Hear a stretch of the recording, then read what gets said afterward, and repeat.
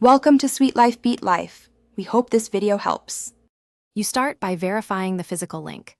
Power the device, receipt cables, and inspect pins for damage. Once done, open Device Manager and locate the COM or LPT entry. Note any warning icons and the assigned port number. Make sure to record the current driver version and port settings before changing anything, because you'll want to restore them if needed. This first step eliminates simple faults quickly and gives you a baseline so later changes can be compared and reversed. You now address the software layer. Uninstall the device driver and then reinstall the correct vendor driver, since generic drivers can mismanage resources. After reinstalling, open advanced port settings to assign a different COM number or to release conflicting IRQs. This resolves address collisions.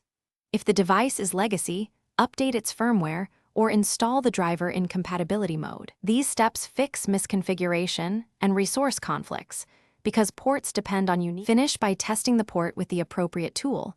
Use a terminal app for COM at the correct baud, parity, and flow control, or a printer utility for LPT. If communication works, document the successful settings. If not, review Event Viewer and driver logs, then revert to your recorded baseline or try alternate hardware. As a key tip, if internal ports fail, use a powered USB to serial adapter to isolate motherboard issues. This often distinguishes software conflicts from hardware failure.